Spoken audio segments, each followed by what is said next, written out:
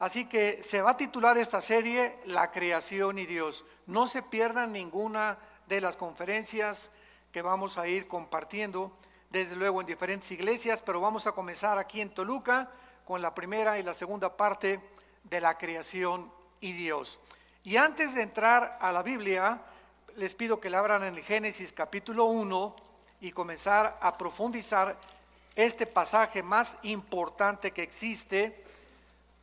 ¿Por qué el libro del Génesis? Que la palabra Génesis en el hebreo viene de Genao, que significa en el hebreo Bereshit, con B de burro, Bereshit en el hebreo, y significa origen u orígenes. Entonces el Génesis es el libro de los orígenes. No vamos en esta serie a predicar de todo el libro del Génesis. Esta serie ya la compartí hace algunos años. Si no la tienen, la pueden pedir. Tenemos casi todo el libro del Génesis, versículo por versículo. Esta serie se va a enfocar simplemente en los primeros 2 capítulos del Génesis. O sea, vamos a entrar con microscopio, vamos a entrar con lupa. Vamos a ver que antes de que Dios creara el mundo, la tierra como la tenemos nosotros, antes de nosotros existía otro mundo, que es el mundo de los ángeles. Y vamos a ver que este mundo de los ángeles tenía como planeta este planeta en el cual tú y yo estamos, el planeta Tierra. Y vamos a ver cómo Dios comenzó a formar todo, y vamos a ver la profundidad que existe nada más en los primeros 2 versículos del Génesis. Ahí nos podemos detener casi un mes para que podamos nosotros entender la profundidad de la mente de Dios. Entonces vamos a estudiar claramente la eternidad de Dios.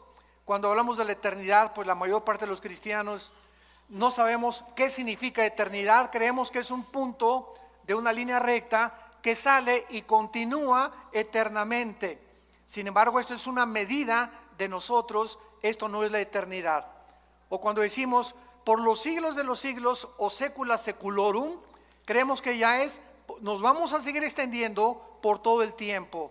Vamos a descubrir otras cosas diferentes que Dios hizo y creó, y vamos a ver también las 3 palabras en el hebreo que son importantísimas para poder entender qué cosa Dios creó de la nada, que es la palabra bara, qué cosa Dios creó para formar, que es yatzar, y qué cosa es darle forma a algo, que es la palabra asa, así como suena, bara, yatzar con y asa.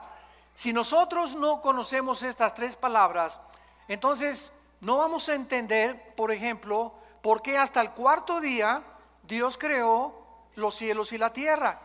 Y cuando alguien me dice eso, yo les digo, ¿en dónde dice eso? Porque en mi Biblia no lo dice.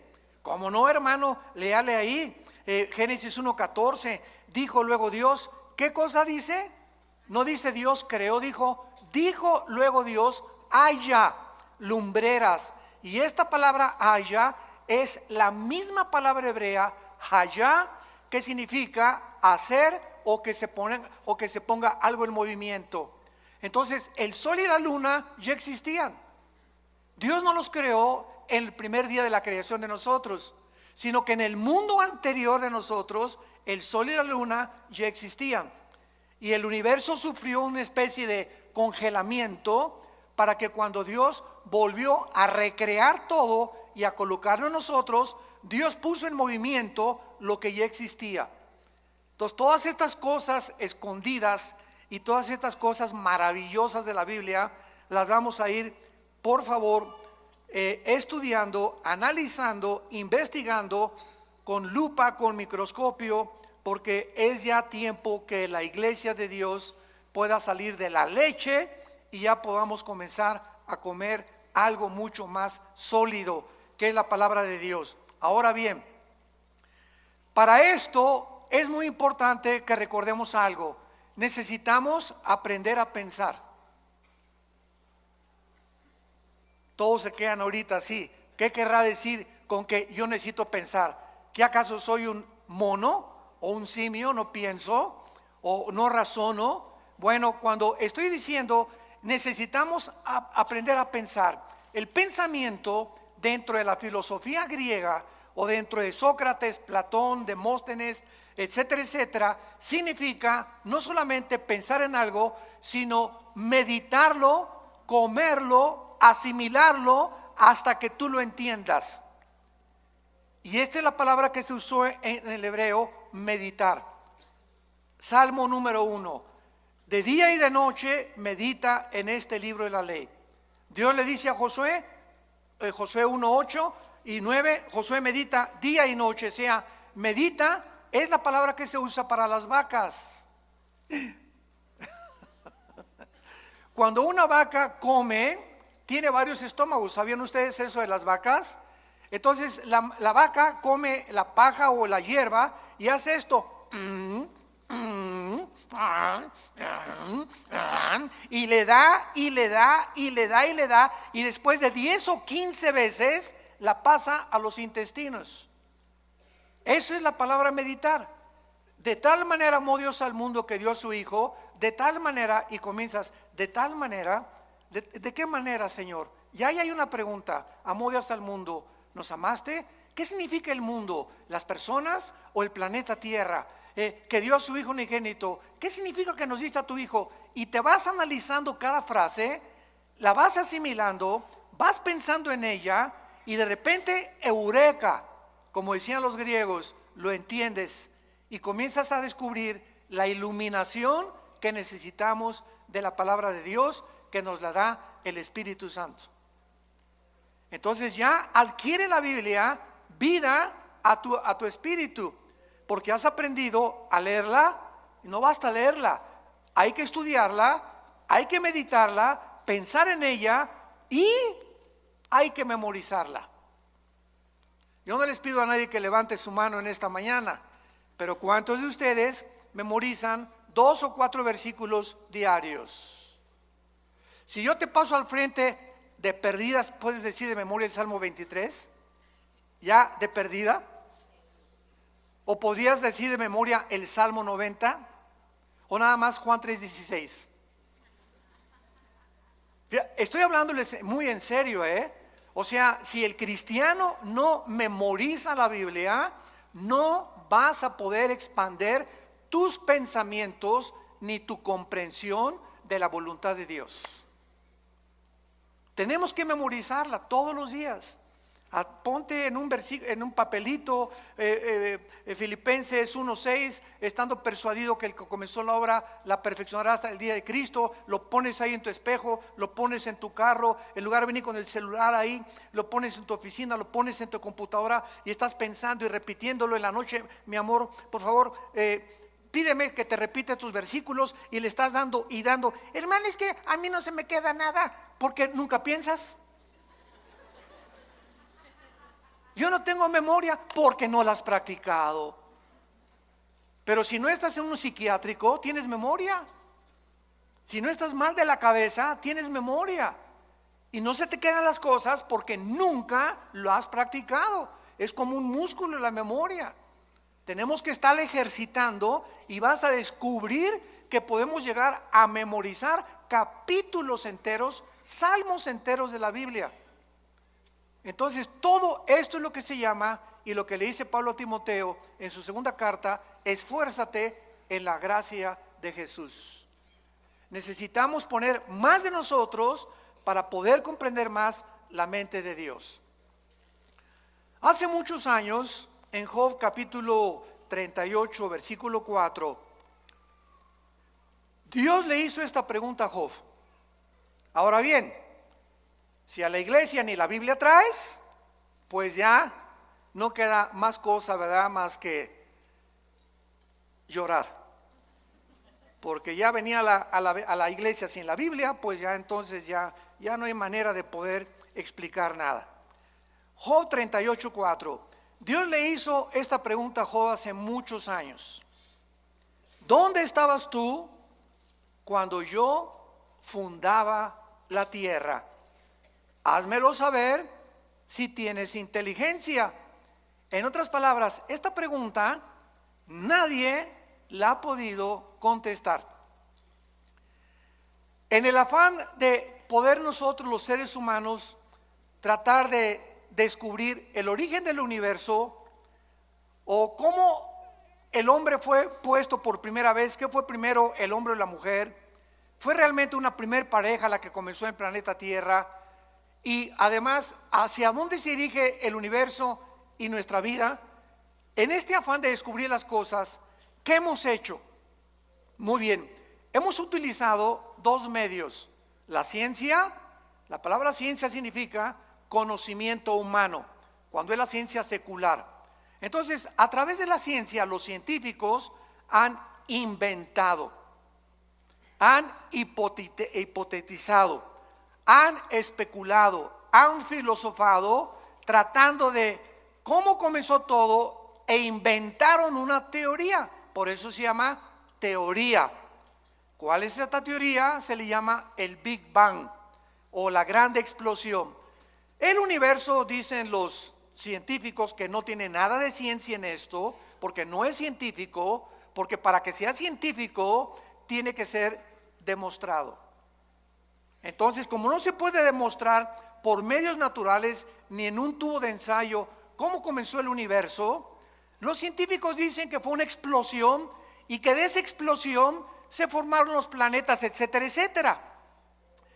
Pero sin embargo, en el siglo XX, cuando comenzaron a profundizar en la primera y la segunda ley de la termodinámica, ¿qué dice la primera y la segunda ley de la termodinámica en la física? Que nada se crea ni se destruye, y que todo está sufriendo un deterioro, una descomposición, todo se echa a perder. El carro le tienes que cambiar el aceite, tenemos que pintar los edificios, yo tengo que estar tomando vitaminas, haciendo ejercicio, nuestro cuerpo celularmente se está muriendo, el universo entero está sufriendo un desgaste. El Sol pierde millones de toneladas masa cada segundo. Las galaxias se están cada vez expandiendo y alejándose más y más y más unas de otras. Esto es lo que establece inexorablemente la primera y la segunda ley de la termodinámica. Muy bien, estas leyes están declarando que es imposible que el universo haya comenzado con una explosión. ¿Por qué? Porque al decir que sí, el universo comenzó con una explosión, y de la explosión surgió la materia, el tiempo y el espacio, estamos contradiciendo las mismas leyes de la física. Señores físicos y astrofísicos que nos acompañan y que nos escuchan a través de las redes sociales, ¿cómo puedes tú ser físico y astrofísico y contradecir, enseñarles a tus alumnos, venimos de una explosión y venimos de la nada, todo fue un accidente, y contradecir las leyes que te han enseñado, que son la base de la misma física? Entonces, nada se crea del desorden al orden, todo es al contrario. Si yo tengo una enciclopedia y recorto en pedacitos todas las hojas de la enciclopedia y las pongo debajo de un ventilador, ¿cuántos millones de años tomaría para que se pusieran de la A a la Z en orden? Yo les contesto, 10 a la 12ª potencia. Infinito, nunca se haría tal cosa. ¿Cuánto tardaría para poner a 3 changos en un piano para que sacaran la 9ª sinfonía de Beethoven? Nunca jamás podría ser eso, una certeza se podría alcanzar, nunca jamás. Entonces es imposible, y al mismo tiempo, si llegamos a la conclusión, todo surgió de una explosión. Muy bien, maestro, le voy a seguir la corriente a lo que usted me está enseñando. Usted me enseña que la materia surgió de la nada. Ahora, ¿la nada produce algo? La nada no produce nada. Y si comenzó con una explosión, ¿quién la produjo la explosión? Tuvo que haber un acelerador que haya producido eso. Pero si no había nada antes de la explosión, ¿qué la produjo? Y seguimos esta línea filosófica y acabamos con la pregunta de los 64,000 pesos. ¿Y el pensamiento quién lo produjo? Virgen de María y José. La materia produce pensamiento. La materia produce pensamiento. Un pedazo de roca, un pedazo de materia produce el pensamiento y la conciencia humana. Entonces se dan cuenta que estamos pensando. Es a lo que me refería. Cuando comenzamos a aprender a pensar y a seguir la lógica elemental, que es la línea que se tiene que usar para poder llegar a una verdad, necesitamos aprender a pensar y no aceptar simplemente, pues venimos de Chita, el universo fue hecho de una explosión, y en las universidades y en los museos se sigue enseñando esto y la gente nunca se para a pensar si es verdad lo que te enseñaron. Otro ejemplo, todos nosotros venimos de la religión popular, de aquí en México. Mis padres, ¿verdad?, eran sumamente religiosos. Mi hermano Alejandro y yo, que él me guió a Cristo a mí hace 43 años, éramos así de misa de las 6 de la mañana, muy religiosos. Y mi padre era una persona bastante culta, ¿verdad? Era ingeniero civil y era una persona que le gustaba mucho la filosofía también. Y un día me dijo esto: Armando, me voy a poner a pensar algo. ¿Es posible que nosotros los oremos y nos inclinemos ante las estatuas? Una vez me dijo: papá, inclinarse ante una estatua, oye, hey, ¿me oyes? No, no oye. ¿Ve? Tampoco ve. ¿Se mueve? Tampoco. ¿Ante quién estoy adorando? Y me puse a pensar, porque mi papá me puso esa pregunta, diciéndome que realmente él no creía tampoco en lo que la religión le había enseñado. Ahora, ¿es posible que lo que nos enseñaron contradiga la Biblia? Cuando la Biblia dice que somos santos ya delante de Dios. ¿Y por qué las personas que pertenecen a estas religiones, síganme con mucho cuidado, no se ponen a pensar que lo que están aceptando es completamente cuestionable y es ilógico y no puede ser? Porque no queremos pensar. Y tenemos ya que llegar a un momento en que tenemos una capacidad impresionante aquí adentro, todos. No es de que naciste inteligente y que otros nacieron brutos. No, todos nacimos con un cerebro y todos tenemos la libertad de poder expandir lo que tenemos aquí, así, o así, o así, o cuando te mueras, como chinche, así te mueres. Con lo único que supiste, nunca quisiste pensar, todo lo aceptaste de una forma deliberada y nunca quisiste obedecer a Dios, de meditar y leer la palabra de Dios. ¿Dónde estabas tú cuando yo fundaba el universo? Entonces el ser humano ha buscado la ciencia jamás, escúchalo, nunca, díselo a tu maestro, podrá demostrar el origen del universo. Porque para que sea científico, ¿qué cosa? Tiene que ser repetitivo. Ahora, muy bien, por eso son teorías. ¿De dónde viene el ser humano? De Chita. ¿Realmente venimos de los animales? ¿Puede un camello convertirse en un hipopótamo? ¿Puede una jirafa convertirse en un venado? ¿Puede un tiburón convertirse en una ballena? ¿Puede una bacteria convertirse en un microbio o un microbio en una bacteria o una bacteria en otra partícula microscópica del mundo microscópico? Esto contradice la genética.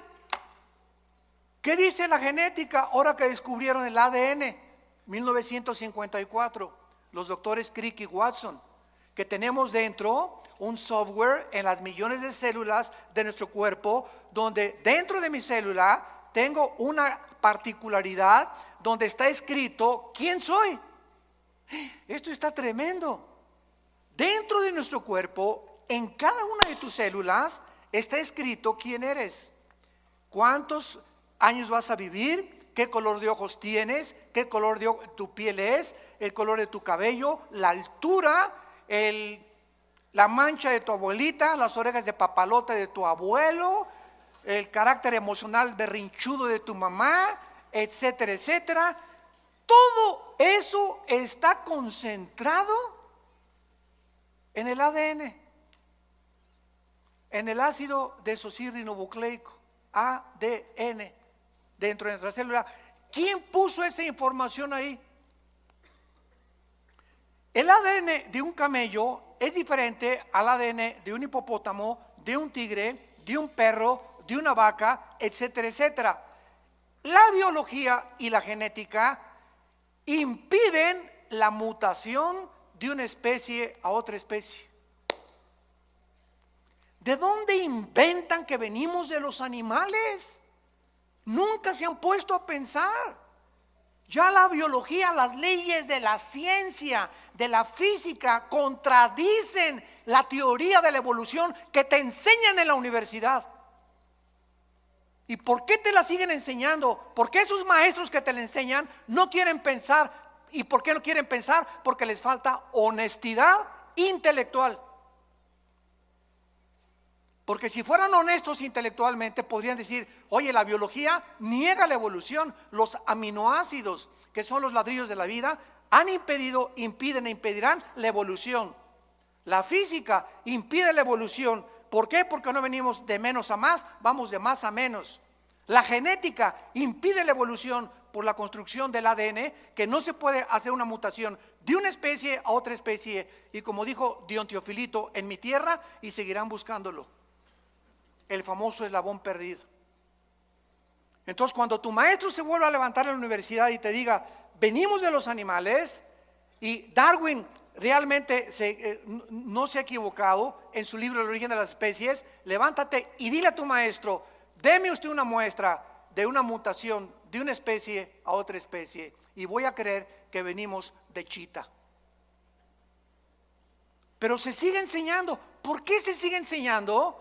Porque no quieren pensar y porque saben que si se ponen a pensar van a acabar en la Biblia.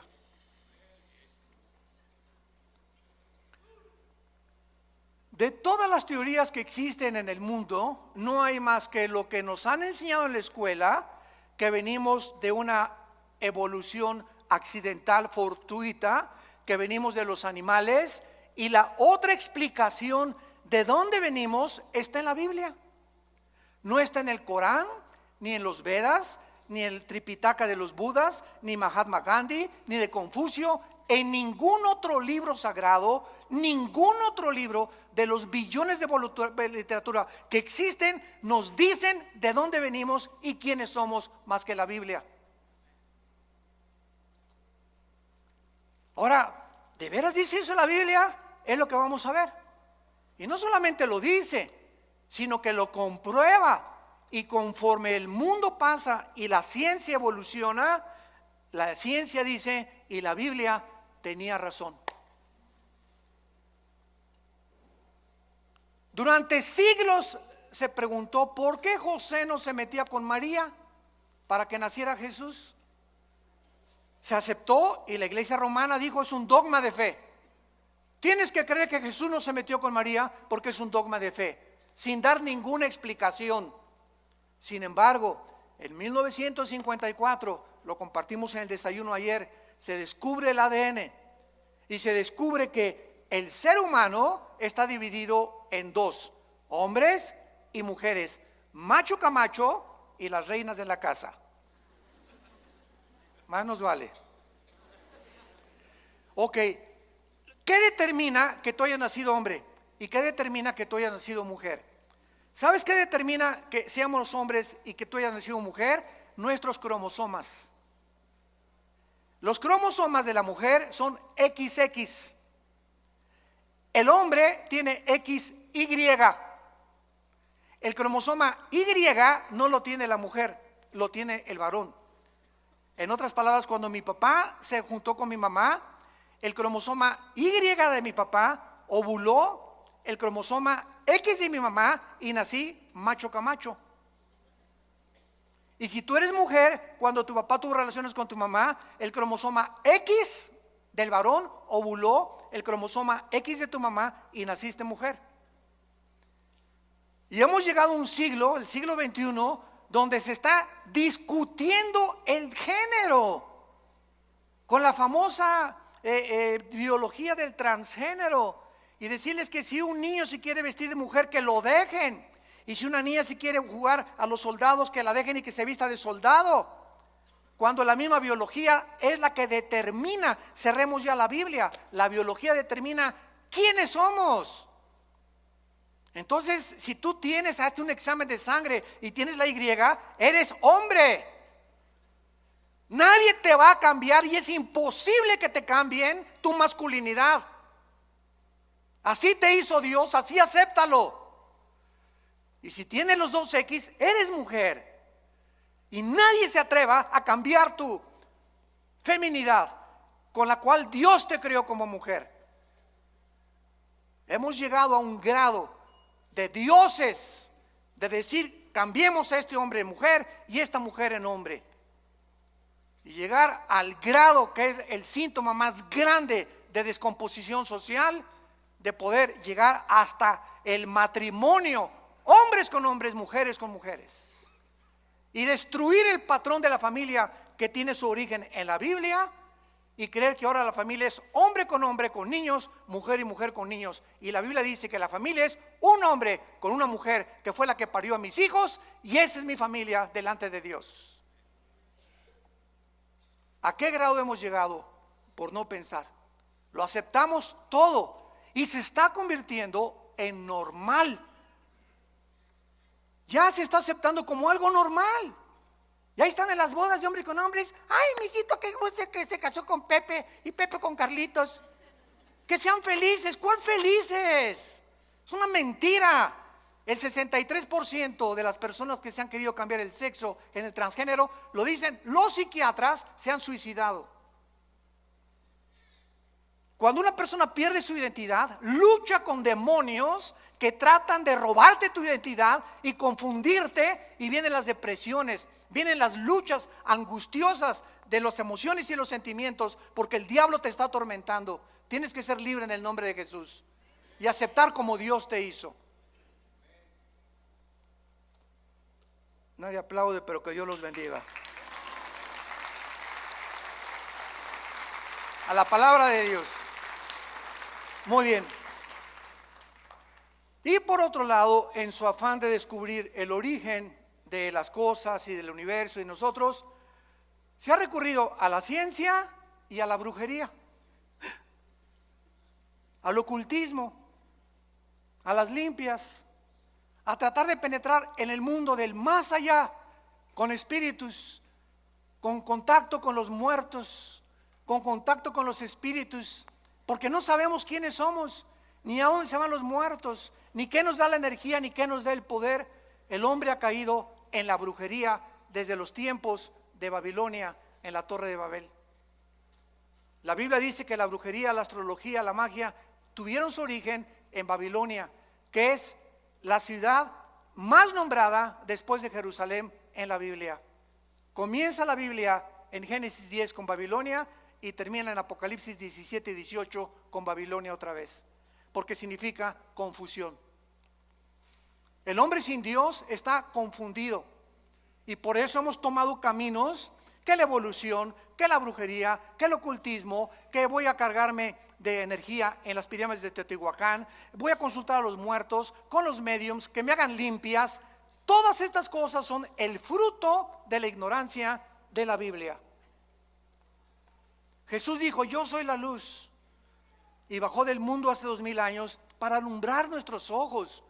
Vivimos en un mundo oscuro, santos de Dios, damas y caballeros, un mundo perdido. Cada quien trae su rollo, cada quien por su camino. Ya los gobiernos no saben cuál gobierno, cuál ideología es la buena. Los economistas están perdidos, las religiones están perdidas, la filosofía está perdida. Ya no hay forma de relativismo, humanismo, hedonismo, etcétera, etcétera. El mundo sigue así. ¿Por qué? Porque estamos en tinieblas. Y Jesús hace 2000 años vino a sacarnos de las tinieblas. Y te ofrecen esta mañana, y ustedes que nos escuchan, salir de esa oscuridad, que las vendas se te caigan, recobrar tu verdadera identidad y ser feliz con una vida en abundancia, que es la vida que Cristo nos vino a dar. Muy bien.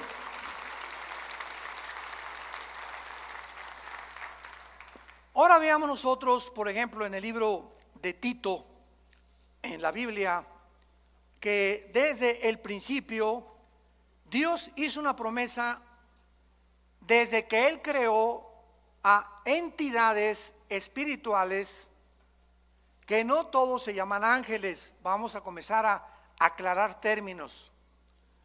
La Biblia le ha llamado ángeles a los serafines, a los querubines y desde luego a los ángeles. La palabra malak, con M de mamá y K al final, malak, en el hebreo significa enviados o correos. Y la palabra angelus en el griego, que se tradujo ángeles, significa lo mismo, mensajeros. Entonces, Dios creó, lo vamos a ver, serafines que se encuentran arriba de Dios. Arriba, todos los días diciendo santo, santo, santo. Dios creó después a otras entidades espirituales que se llaman querubines. La palabra querubín significa los que arden en el hebreo, los que arden. Y acuérdense que cuando Dios diseñó el arca en el tabernáculo, puso dos querubines, ¿se acuerdan? Inclinados con alas, dos alas cada querubín, mirando hacia el propiciatorio, hacia donde la sangre, el sumo sacerdote, una vez al año la derramaba. ¿Por qué? Porque los querubines en la Biblia significan la protección de la santidad de Dios. Entonces, los querubines no son mandados al mundo ni al universo. Son criaturas que están cerca de Dios, pero los ángeles son las criaturas que Dios creó y que se parecen a nosotros. Los ángeles son igualitos a los seres humanos. Si se apareciera ahorita un ángel, no distinguirías si es un ángel o es un ser humano. Dice Hebreos 13:4 que muchas veces hemos hospedado gente que no nos hemos dado cuenta que son ángeles. Aun cuando en su verdadera esencia los ángeles son altos, ¿verdad?, luminosos y fortísimos. Uno solo mató en el Antiguo Testamento a más de 3,000 filisteos. Entonces, los ángeles son los mensajeros de Dios. Las criaturas que Dios ha enviado desde donde Él habita hacia el mundo donde tú y yo vivimos. Y los ángeles, dice Hebreos capítulo 1, nos sirven a nosotros para cuidarnos. Salmo 90 también, a sus ángeles mandará ante ti que tu pie no tropiece en piedra. Y son luminares que nos guardan y nos han guardado muchas veces de muchos accidentes y de muchas cosas que nos pudieron haber sucedido de no haber sido por su intervención invisible. Entonces, esto es muy importante entenderlo. Los querubines no son ángeles, los serafines no son ángeles, los ángeles son los mensajeros, los que han venido al mundo a cuidarnos y a observarnos las 24 horas. En Tito capítulo 1, versículo 1 y 2, vean ustedes que antes de que Dios creara a los ángeles, querubines y serafines, antes de cualquier cosa, dice así: Pablo, siervo de Dios y apóstol de Jesucristo, conforme a la fe de los escogidos de Dios y el conocimiento de la verdad, que es según la piedad. Escucha, en la esperanza de la vida eterna, la cual Dios, que no miente, prometió desde antes de ¿cuándo? Antes de que nada fuera creado. Dios prometió que a las criaturas que Él iba a crear fueran eternas. Y todas las criaturas que Dios ha creado somos eternas. Tanto los ángeles caídos que van a ser condenados serán condenados. Nosotros viviremos eternamente. Entonces es lo que se llama la vida eterna, que es la vida con Dios. Dios diseñó, planeó que todo lo que existiera fuera eterno porque Él es eterno. Entonces Dios le plació en su sabiduría crear la eternidad para que nosotros pudiéramos vivir en ella. Vean por ejemplo en Isaías capítulo 57 lo que la Biblia dice acerca de la personalidad y de la esencia de Dios. Isaías 57 versículo 15. Porque así dijo el alto y sublime, el que habita. ¿Dónde habita Dios? Ahorita explicamos qué es la eternidad. Ahí vamos a entrar ya. El que habita la eternidad y cuyo nombre es el Santo. Yo habito en la altura y la santidad, con el quebrantado y humilde de espíritu, para hacer vivir el espíritu de los humildes y vivificar el corazón de los quebrantados. Ahora sí, pongan mucha atención. Ya vamos a comenzar a aclarar muchas cosas. La eternidad, supongamos que está así, ¿verdad? En un espacio ilimitado, desde luego. Dios habita en la eternidad. La eternidad no hay tiempo. En la eternidad no hay pasado, no hay futuro. Cuando Jesús se revela a Moisés, Éxodo capítulo 3, le dice: yo soy el que soy. O sea, el que es, ¿verdad? Ahorita. Él es el Dios del presente.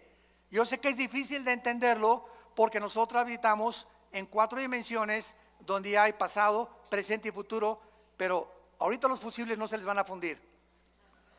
Entonces, la eternidad es donde Dios habita. Dios, entonces, cuando dice en el principio Dios creó los cielos y la tierra, Dios creó abajo de la eternidad 3 cielos. El cielo donde Él habita, el cielo cósmico y el cielo atmosférico. Segunda de Corintios capítulo 12, versículo del 1 al 3.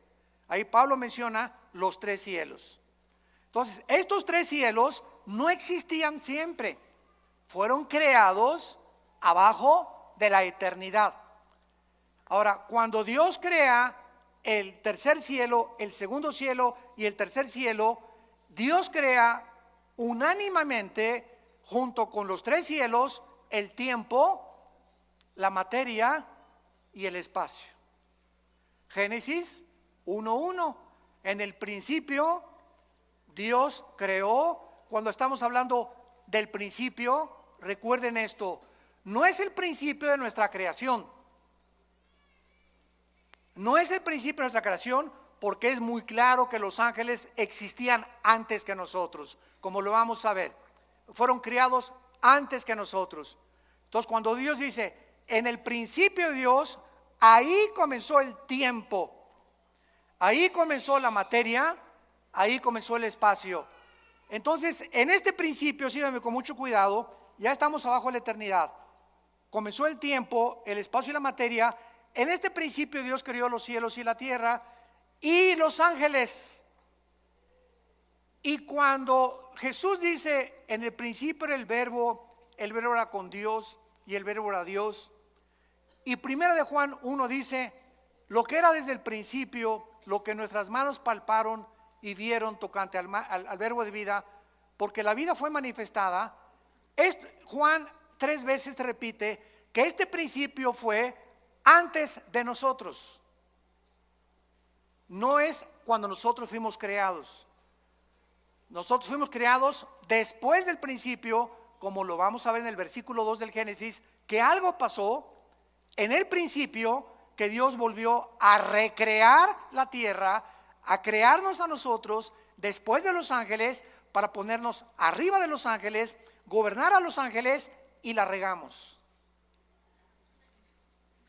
Y Satanás, Lucifer, volvió otra vez a ocupar el planeta Tierra y el universo, hasta que vino Jesús, le quitó el poder a Dios, Jesús a Lucifer, y el poder que tenía Lucifer nos los dio a nosotros los cristianos.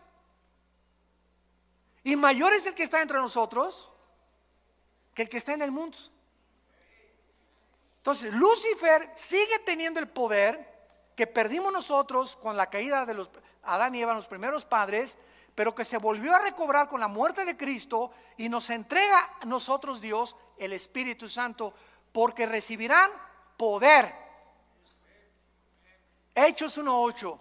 Vean que si no ponemos en orden todo, no entendemos el Nuevo Testamento. Ese poder es ¿para qué? Para que el que tiene control de nuestro planeta y del universo no se acerque a nosotros, ni a nuestros hijos, ni a tu trabajo, ni a tus finanzas, porque mucho mayor es el que está aquí adentro que todos los millones de demonios que pueda haber en tu casa.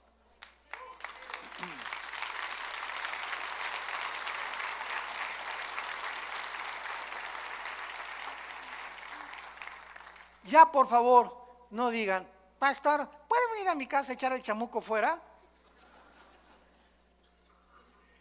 Pastor, oigo ruidos en mi casa, tengo mucho miedo, ¿puede venir a orar por nosotros a la casa? ¿Qué no sabes que tú tienes el mismo poder? ¿Pero por qué no lo sabes? Por la ignorancia de la Biblia.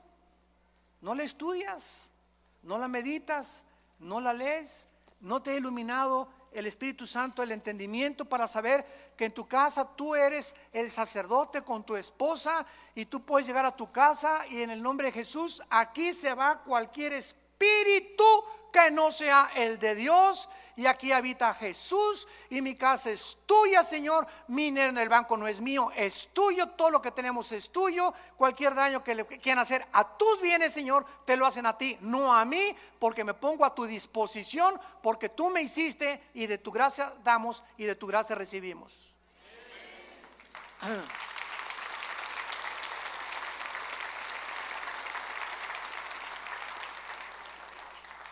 Dios pues diseña que nosotros entremos a la eternidad. Entonces cuando Jesús dice en Juan 17:3, esta es la vida eterna, Él define la eternidad. ¿Qué es la vida eterna? Jesús nos lo explicó: conocer a Dios.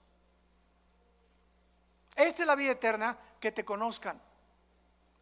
Dice que te convertiste. ¿Cuánto has conocido de Dios? ¿Cuánto sabes de su poder? ¿Cuánto sabes del propósito que tiene para tu vida? ¿Por qué vives con estrés todavía, con angustias, con desconfianza, con incredulidad? Ay, subió el peso y cayó el petróleo, hermano, ¿qué voy a hacer? Y si mi esposo se muere y no me da el seguro social, ¿qué voy a hacer? Entonces, ¿tu esperanza era tu esposo? ¿El petróleo? ¿El peso? Dios nos está viendo. Y dice primera de Pedro que somos sostenidos por la fe mediante el poder de Dios. Entonces, cuando tú crees, activas el poder de Dios. En el momento que dices, Señor, gracias porque no dependo del dinero ni de mi esposo, ni del diputado, ni de mi amigo, ni del próximo gobierno, ni tampoco mi felicidad depende de si mi esposo me hace feliz, o mi esposa me hace feliz, o mis hijos me felices. Todo depende de ti, de mi relación contigo. Cuando Dios ve esa confianza, te llena de su poder. Y tienes la capacidad de volverte más que vencedor. Porque sin fe es imposible agradar a Dios. ¿Me están siguiendo? Estamos pensando. Muy bien. Dice en primera de Juan capítulo 2, y explicando también la eternidad, porque es importantísimo antes de pasar y profundizar más. Primera de Juan 2:25, y esta es la promesa que Él nos dio otra vez, la vida eterna. Cuando yo oigo que hay cristianos que dicen que la salvación se pierde, les digo, ¿ya pensaron lo que están diciendo? Es que hay 5 pasajes en el Nuevo Testamento que parece que se pierde la vida eterna. Parece contra 200 que te dicen que no se pierden. Y de esos pasajes que parece que se pierde la vida o que se pierde la salvación, son completamente mal interpretados. Lo han sacado fuera de contexto porque no los han estudiado a la luz de las demás partes de la Biblia. ¿Qué es la vida eterna o vida temporal? ¿Cuál es la diferencia? ¿No sabes cuál es la temporalidad? He venido para darles vida temporal. ¿Eso dice la Biblia? No, ¿verdad? Nos viene a dar vida eterna. O sea, cuando un cristiano recibe al Espíritu Santo, en ese momento, dice Efesios capítulo 2, en ese momento entramos a la eternidad. Ya somos eternos. Por eso no vamos a morir espiritualmente jamás ya. Vamos a morir físicamente, nos van a enterrar, pero vamos a seguir viviendo. Tu pariente que se murió la semana pasada, no digas que se murió, pasó a mejor vida. Él sigue viviendo, seguimos viviendo. Esta es la esperanza que Dios nos ha traído, que esta vida no lo es todo. Vamos a seguir viviendo. Y tú lo tienes que creer. Y cuando tú lo crees, no hay nada que te pueda detener, porque para nosotros es ganancia la muerte. Entonces, esta eternidad entra a nuestra vida cuando recibimos a Cristo como nuestro Señor y Salvador. Ya estamos sentados, dice Efesios 2, con Cristo. Ya somos más que vencedores, Efesios 1:3. Ya hemos sido bendecidos con toda bendición espiritual. ¿Qué significa esto? Que ya no le puedo decir a una persona, Dios te bendiga. No hay ninguna parte del Nuevo Testamento donde diga Dios te bendiga, porque dice la Biblia en Efesios 1:3 que ya hemos sido bendecidos. Entonces yo le digo que la gracia y la paz sea contigo. Lean todas las cartas de los apóstoles y jamás dicen que Dios los bendiga. ¿Por qué? Porque ya estamos bendecidos. En otras palabras, ¿tú crees que por decirme Dios me bendiga me va a bendecir? No, ¿verdad? Me va a bendecir si yo ando camino con Él, no porque tú me lo digas. Y menos una persona que no es cristiana, Dios te bendiga. Mentiras, nunca lo va a bendecir. Al contrario, mientras él no reciba a Cristo, su vida irá de maldición en maldición, de botella en botella, de droga en droga, de cine en cine, de teatro en teatro, buscando siempre y sin encontrar. Las bendiciones entran a nuestra vida cuando aceptamos a Cristo como nuestro Salvador. ¿Se dan cuenta cómo tenemos que ubicarnos en tantas cosas en la cristiandad? Y entender qué es lo que realmente Dios quiere decirnos a nosotros. Dice en 1 Juan capítulo 5, versículo 10, el que cree en el Hijo de Dios tiene el testimonio en sí mismo. El que no cree a Dios le ha hecho mentiroso, porque no ha creído en el testimonio que Dios ha dado acerca de su Hijo. Y este es el testimonio que Dios nos ha dado vida temporal. ¿Eso dice? Vida eterna, para siempre. Nadie jamás nos las puede quitar. Nadie nos puede separar, ni pobreza, ni desnudez, ni demonios, ni ángeles, ni nada. ¿Y qué pasa si me quiero yo alejar de Dios? De la oreja te trae de regreso. Lee el capítulo entero de Hebreos capítulo 12. Dios al que ama y se le brincan las trancas, a esos chivitos que se le brincan las trancas, va y les rompe la pata para que regresen heridos al rebaño.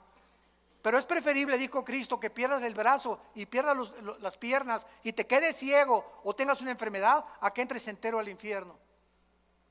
Somos propiedad de Dios. Nadie nos puede arrebatar la vida eterna. Nadie.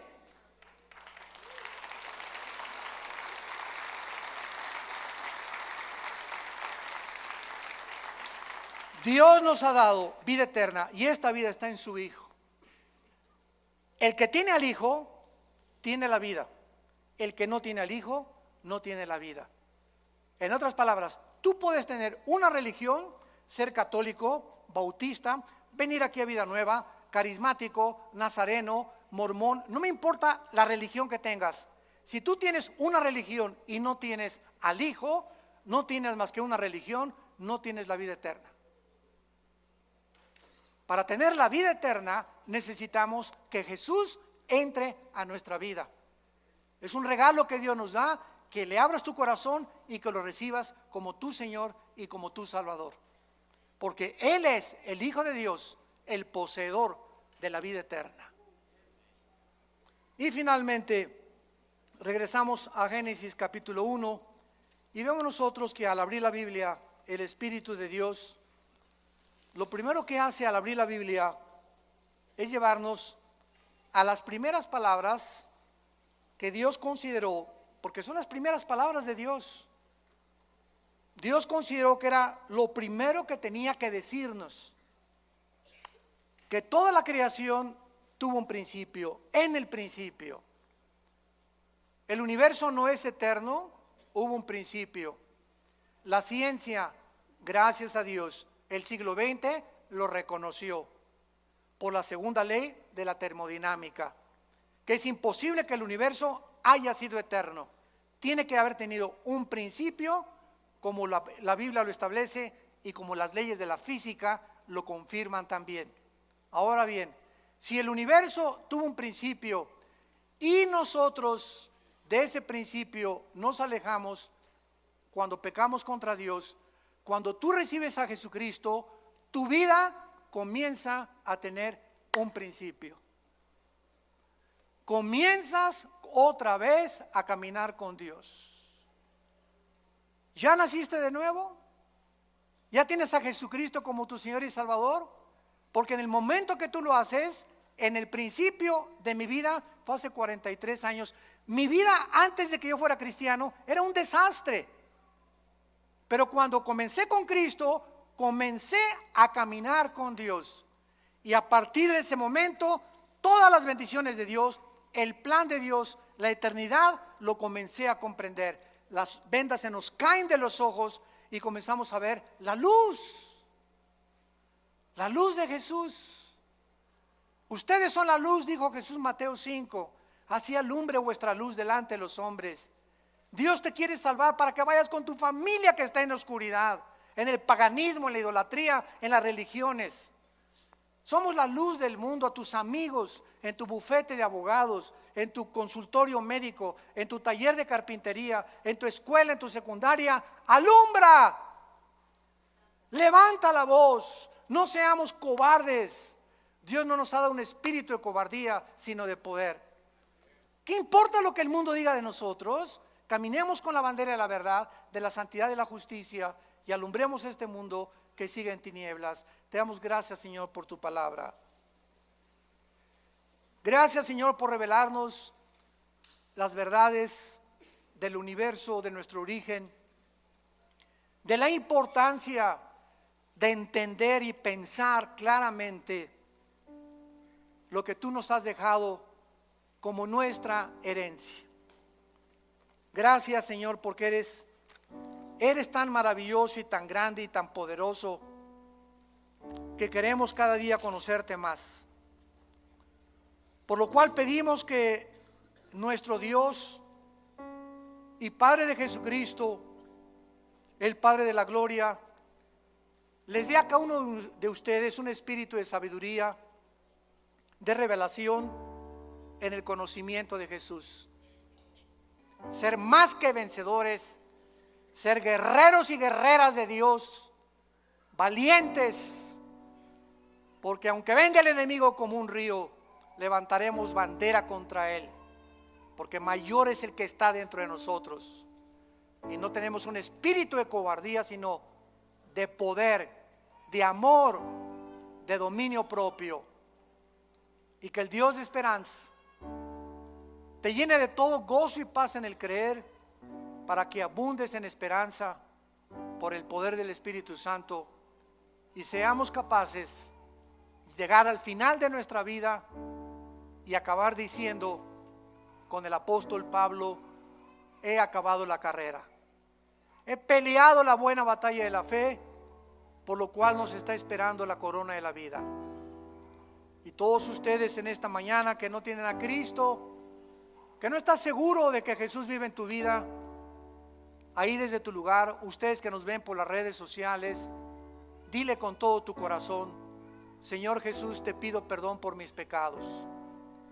Creo que en la cruz pagaste con tu sangre por ellos, que a los 3 días te levantaste entre los muertos y que entres a mi corazón en este instante como mi Señor y mi Salvador. En el nombre de Jesús. Amén.